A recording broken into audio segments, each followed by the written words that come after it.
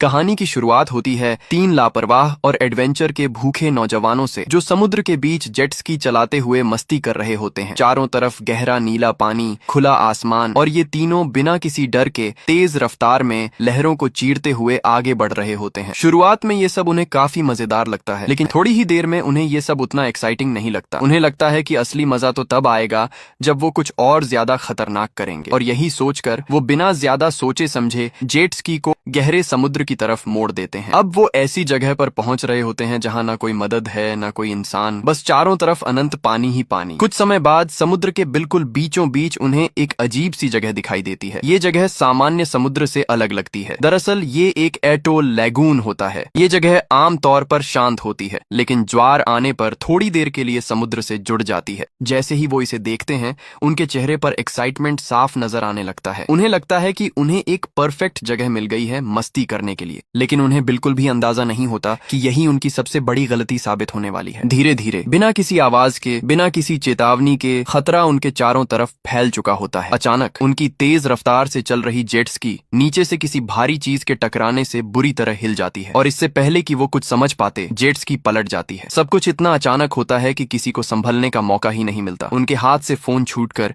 सीधे पानी में गिर जाता है और गहराई में कहीं गायब हो जाता है। आवाज सुनकर ऐना घबरा जाती है और तुरंत उठकर देखने लगती है कि आखिर हुआ क्या है। लेकिन जब वो चारों तरफ नजर दौड़ाती है तो उसे सिर्फ एक जेट स्की दूर पानी पर तैरती हुई दिखाई देती है। बाकी सब कुछ अजीब तरह से शांत हो जाता है। कुछ ही सेकंड बाद पानी में गिरे हुए दोनों लोग ऊपर आते हैं। उनकी सांसें तेज हो चुकी होती हैं और चेहरे पर साफ डर दिखाई दे रहा होता है। जूली, जो सबसे ज्यादा घबरा गई होती है, जल्दी जल्दी फ्लोटिंग पैड पर चढ़ जाती है। वो हड़बड़ाकर पूछती है कि अब भी क्या हुआ, लेकिन किसी के पास इसका जवाब नहीं होता। रेगो, जो शायद सबसे ज्यादा बेफिक्र है, उसे बस अपनी जेट स्की की चिंता होती है। उसे लगता है शायद कोई छोटा मोटा टकराव हुआ होगा। वो बिना ज्यादा सोचे फिर से पानी में उतरता है और जेट स्की की तरफ तैरने लगता है। लेकिन जैसे जैसे वो आगे बढ़ता है, उसे धीरे धीरे एहसास होने लगता है कि कुछ बहुत गलत है। अब उसका डर साफ दिखने लगता है। वो तेजी से वापस लौटने की कोशिश करता है, लेकिन अब बहुत देर हो चुकी होती है। जैसे ही वो फ्लोटिंग पैड के पास पहुंचकर ऊपर चढ़ने की कोशिश करता है, अचानक कोई अनदेखी ताकत उसे नीचे की ओर जोर से खींच लेती है। सब कुछ बस एक सेकंड में खत्म हो जाता है।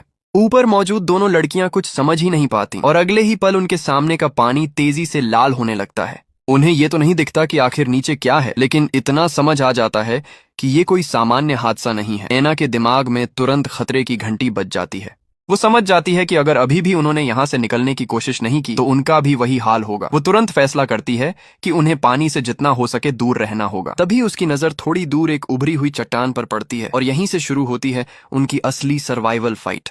ऐना जैसे ही उस चट्टान को देखती है, उसके अंदर एक छोटी सी उम्मीद जागती है। वो तुरंत जूली को इशारा करती है कि अगर उन्हें जिंदा रहना है तो किसी भी हालत में उस चट्टान तक पहुंचना होगा। दोनों बहुत सावधानी से फ्लोटिंग पैड को उस दिशा में बढ़ाने लगती हैं। अब उनकी हर हरकत बहुत सोच समझ कर हो रही होती है, क्योंकि उन्हें डर है कि जरा सी हलचल भी उस अनजान खतरे को फिर से उनकी तरफ खींच सकती है। दोनों धीरे धीरे पानी पर आगे बढ़ रही होती हैं, सांसें रोके हुए, दिल जोर जोर से धड़क रहा होता है। चारों तरफ सन्नाटा है, लेकिन उसी सन्नाटे में एक अजीब सा डर छुपा हुआ है। तभी अचानक दोनों एकदम से रुक जाती हैं। उनके नीचे से कुछ बहुत बड़ा, बहुत ही खामोशी से गुजर रहा होता है। जैसे ही वो नीचे झांकती हैं, उनका खून जम जाता है। उनके ठीक नीचे एक लगभग 9 मीटर लंबी विशाल किलर व्हेल तैर रही होती है। धीरे धीरे, बिना किसी जल्दी के, जैसे वो उन्हें देख रही हो, समझ रही हो। उसके शरीर पर लगा खून साफ दिखाई दे रहा होता है, और जैसे ही वो उनके नीचे से गुजरती है, खून के छींटे उनके ऊपर तक आ जाते हैं।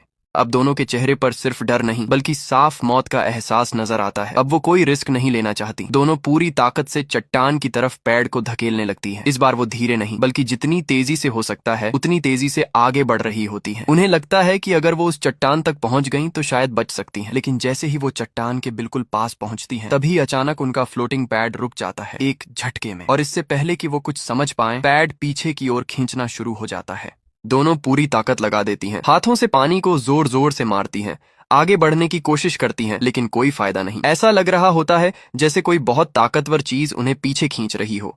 धीरे धीरे वो वापस उसी जगह पहुंच जाती हैं जहां से उन्होंने शुरू किया था। कुछ सेकंड बाद खींचने वाली ताकत अचानक गायब हो जाती है और पैड फिर से शांत हो जाता है। अब एना समझने की कोशिश करती है कि आखिर ये हुआ कैसे। तभी उसकी नजर पैड के पीछे जाती है जहां एक रस्सी बंधी होती है। उसे समझ आते देर नहीं लगती कि वही व्हेल उस रस्सी को पकड़कर उन्हें वापस खींच रही थी। यानी ये कोई अचानक हमला नहीं था, बल्कि वो जानबूझकर उनके साथ खेल रही थी।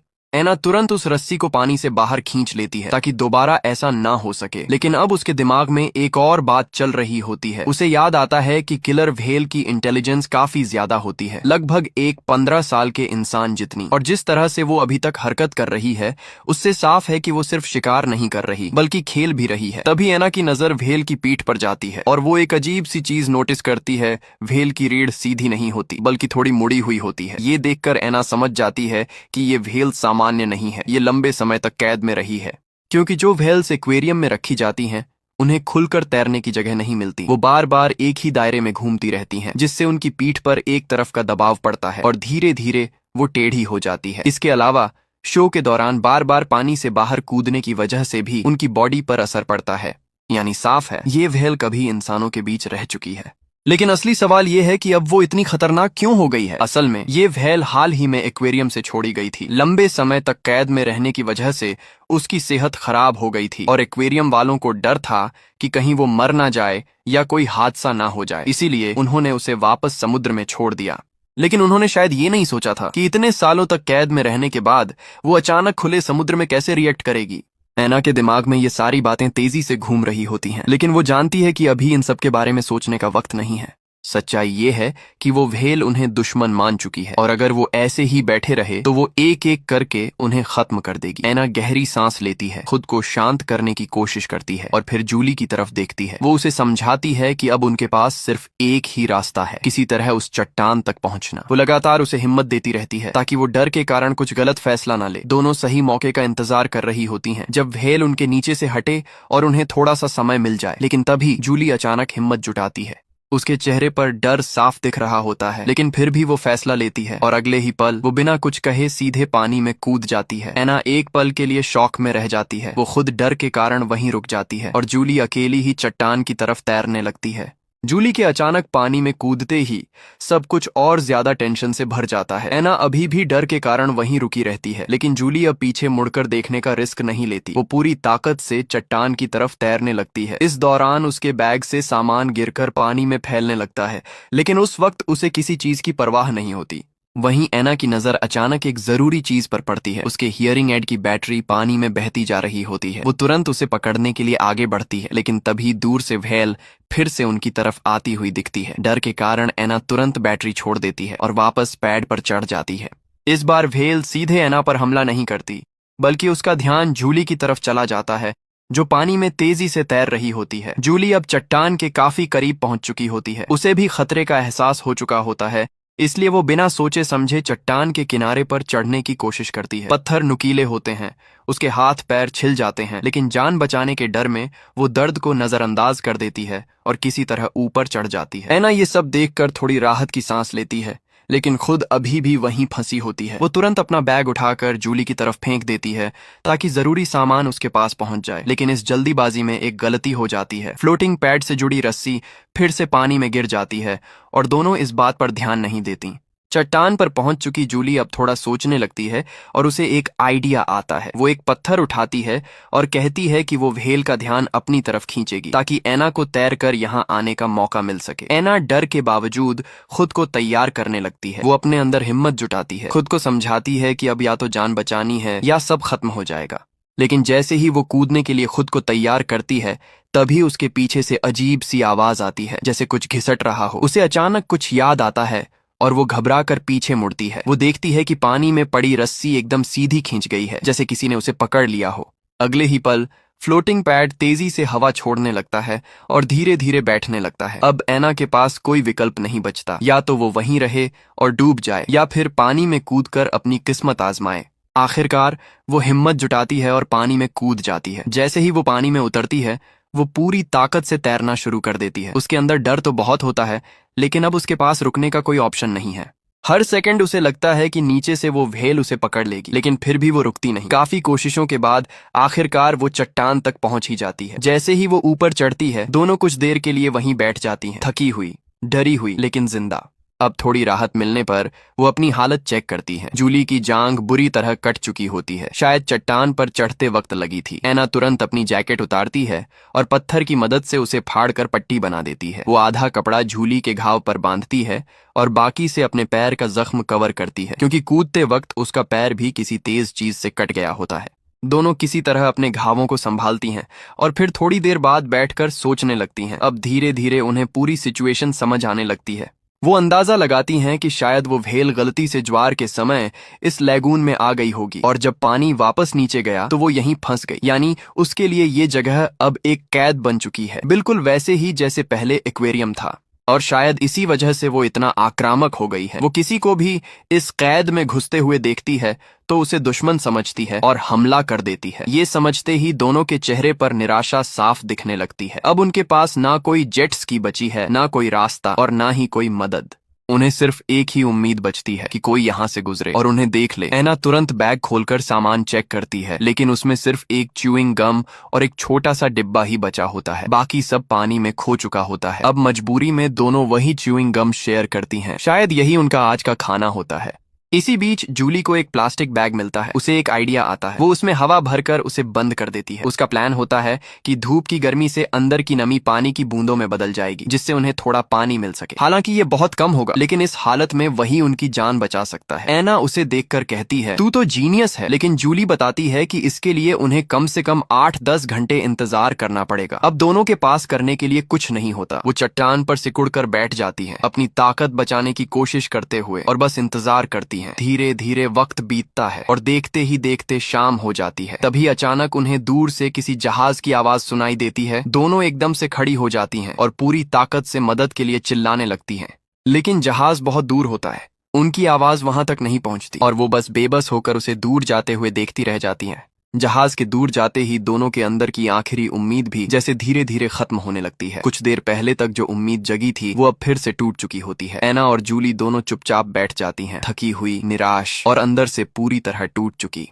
लेकिन तभी एना की नजर अचानक पानी में किसी चीज पर पड़ती है। वो ध्यान से देखती है और उसे समझ आता है कि वो एक इंसानी हाथ है जो लहरों के साथ बहता हुआ उनकी तरफ आ रहा है। ये नजारा इतना डरावना होता है कि दोनों कुछ सेकंड के लिए सन्न रह जाती हैं, लेकिन फिर उन्हें उस हाथ में बंधी हुई एक टॉर्च दिखाई देती है। अब चाहे डर कितना भी हो, ये टॉर्च उनके लिए बहुत काम की चीज हो सकती थी। दोनों हिम्मत जुटाती हैं, एक दूसरे का सहारा लेकर धीरे धीरे चट्टान के किनारे तक जाती हैं। उल्टी जैसा महसूस हो रहा होता है, लेकिन फिर भी वो किसी तरह उस हाथ से टॉर्च निकाल लेती हैं। अब कम से कम उनके पास एक ऐसी चीज है जिससे रात में अगर कोई पास से गुजरे तो वो सिग्नल दे सकती हैं। रात धीरे धीरे बीतती है, लेकिन कोई भी उनकी तरफ नहीं आता। थकान, डर और भूख तीनों मिलकर उन्हें तोड़ने लगते हैं। आखिरकार जब वो लगभग हार मानने ही वाली होती हैं, तब उन्हें याद आता है प्लास्टिक बैग। वो देखती हैं कि उसके अंदर थोड़ी थोड़ी पानी की बूंदें जमा हो गई हैं। दोनों बड़ी सावधानी से उन बूंदों को पीती हैं। उनके सूखे गले को थोड़ी राहत मिलती है, लेकिन ये पानी इतना कम होता है कि उनकी प्यास और कमजोरी को बस थोड़ा सा ही कम कर पाता है। इसी बीच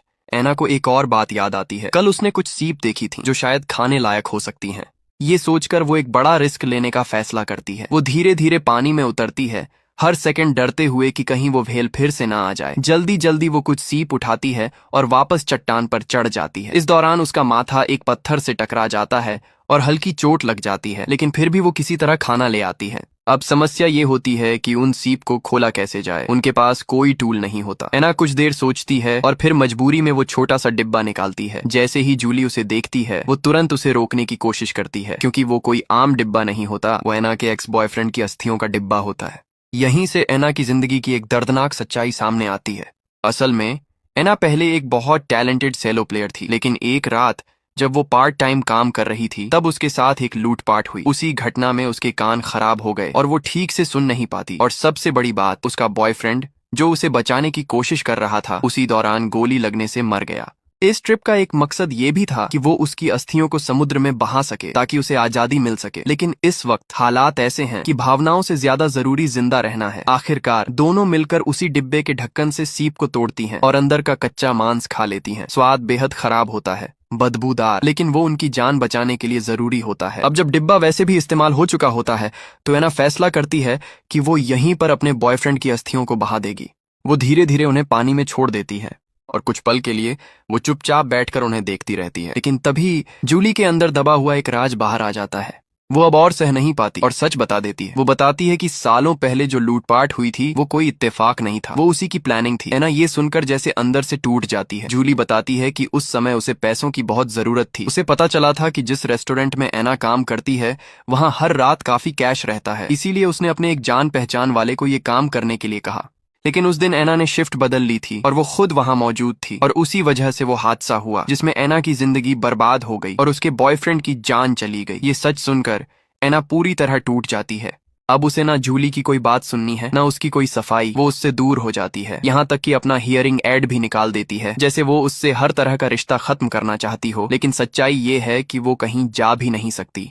वो दोनों अभी भी उसी चट्टान पर फंसी हुई हैं और हालत दिन ब दिन खराब होती जा रही है। जूली समझ जाती है कि अब अगर उसने कुछ बड़ा कदम नहीं उठाया तो दोनों यहाँ मर जाएंगी। इसलिए वो एक खतरनाक फैसला लेती है। वो तय करती है कि वो खुद को खतरे में डालकर एना के लिए एक मौका बनाएगी।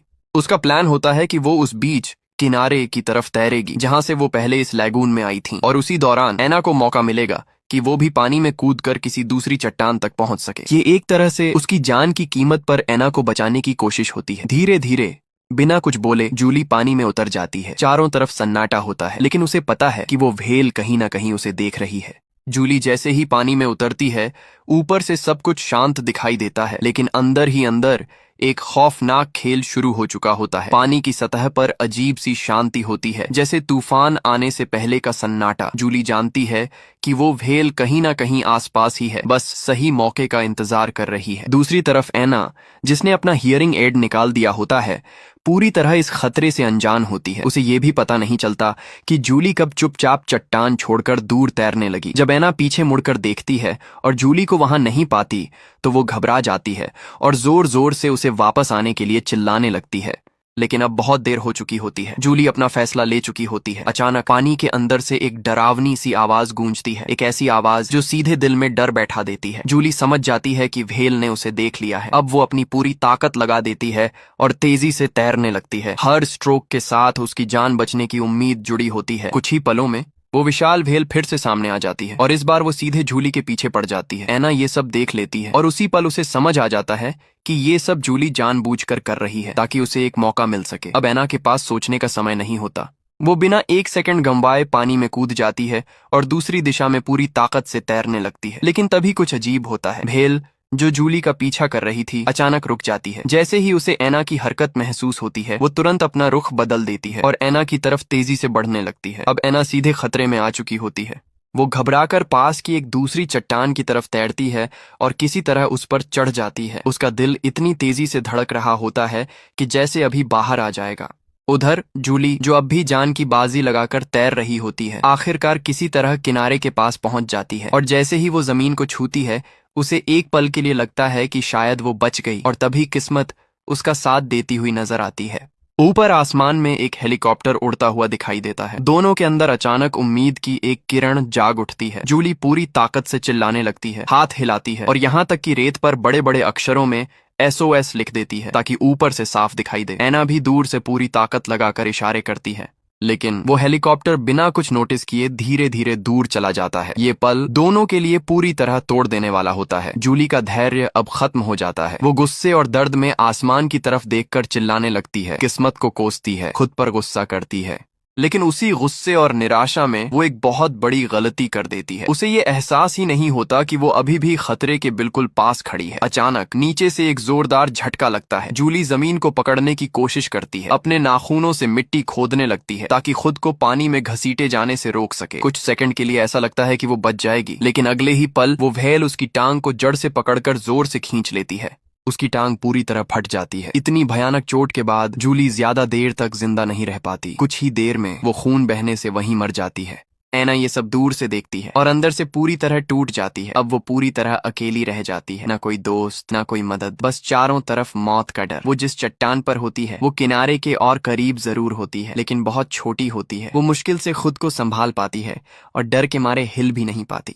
और तभी जैसे हालात पहले से खराब थे वैसे ही आसमान भी अपना रंग बदलना शुरू कर देता है। काले बादल छा जाते हैं, बिजली कड़कने लगती है, तूफान आने वाला होता है। लेकिन ऐना के लिए ये और भी खतरनाक है क्योंकि उसका हियरिंग एड अब पूरी तरह बंद हो चुका होता है। वो कुछ भी सुन नहीं सकती। ये अचानक आई खामोशी उसके डर को और बढ़ा देती है। अब उसे ये भी पता नहीं चल सकता कि खतरा कब और कहां से आएगा। डर के मारे वो टॉर्च जलाती है ताकि उसे थोड़ा सा सहारा मिल सके, लेकिन किस्मत यहाँ भी उसका साथ नहीं देती। कुछ ही देर में टॉर्च भी बंद हो जाती है। अब उसे सच में ऐसा लगने लगता है कि जैसे पूरी दुनिया ने उसे अकेला छोड़ दिया हो। लेकिन तभी तेज बारिश शुरू हो जाती है। ऐना जल्दी जल्दी पानी इकट्ठा करके पीने लगती है। बहुत समय बाद उसे असली राहत मिलती है। लेकिन तभी जैसे ही वो मुड़ती है उसकी नजर पानी पर पड़ती है। वो व्हेल फिर से वहां होती है और इस बार वो बहुत पास होती है।